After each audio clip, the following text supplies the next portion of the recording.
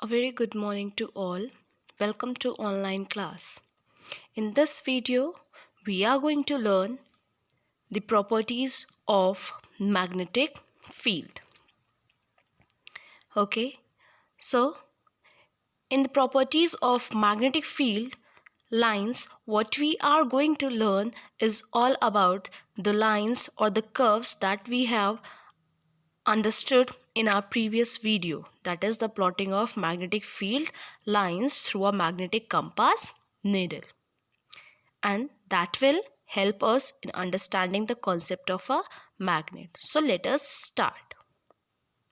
So for proceeding to the properties of magnetic field, here this is how the pattern we obtained from yesterday's experiment.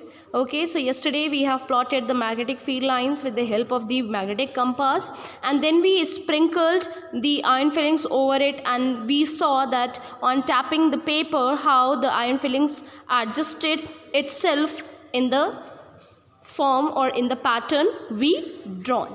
Okay, so this is the pattern we obtained, and we know that for a pattern to obtain there is a magnetic field, and it is defined as the area around the magnet where the magnet shows its property. That means its pole experiences the force of attraction and repulsion. So now let us discuss with the properties. Basically it follows the two property, one is of direction and the other one is of strength of magnetic field. If I talk about the direction of magnetic field, the very first point here is magnetic field lines always start from north of the magnet and end at the south of the magnet. So if I talk about the magnetic field lines direction, so if I talk about the outside the magnet, what is the direction of magnetic field lines outside the magnet? So outside the magnet it is originating from north and is ending towards south, from north to south. This is the direction. And if I talk about the inside the magnet, so the second point, inside the magnet the direction of the magnetic field line is from south through north, south to north. So when we talk about outside the magnet, from outside, for outside the magnet the direction is from north to south, and for inside the magnet the direction is from south to north. So this is the direction of magnetic field lines. Then the third one is the field lines form closed loop. We know that the magnetic field lines are closed and continuous curve. See, it is a closed and continuous curve. Okay, closed, starting from north and ending towards south. So it forms a closed loop, and we have a continuous curve. That means in such a way we can plot a number of magnetic field lines. And the last is field lines never cross or intersect each other. So this is the most important property, that the curves or the magnetic field lines never intersect each other, or they do not cross each other, because if they do so, then there will be two directions for the magnetic field. For example, these are the two lines, and if they intersect at a point, and if we place a magnetic compass on this point, we will see that the needle will point in two directions, which is not at all possible, and hence we conclude that these field lines never intersect each other.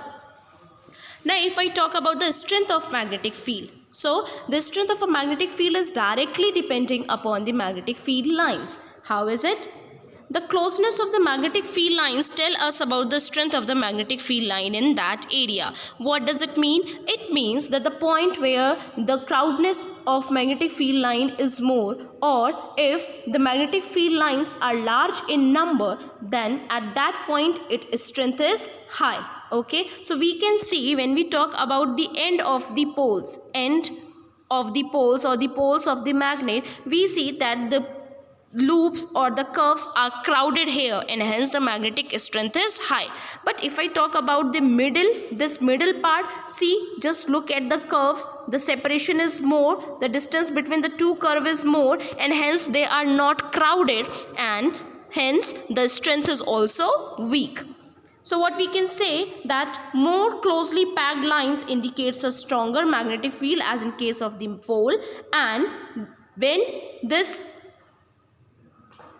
as in the middle, When there is less number of magnetic field lines or when it is not crowded, we have the weak strength of magnetic field or the weak strength of magnet. Okay, therefore we can see more iron fillings sticking at the pole, and because since the pole has high magnetic strength, then we can see that when we sprinkle iron and when we bring magnet near to it, we will see that the most of the iron fillings will cling near to the poles of the magnet.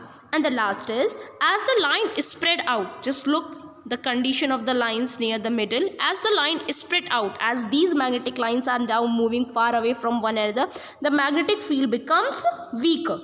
The magnetic field becomes weaker. So this is the property that we are about to discuss in this video. Hope this property has cleared your doubt much about the magnetic field lines, and it has cleared your concept that how the most of the things or most of the magnetic material gets cling to the pole of the magnet, and what is the strength at the pole of the magnet, and why the strength is high near the end and why it is weak near the pole. These properties are clear to you all, which defines the strength and direction of the magnetic field.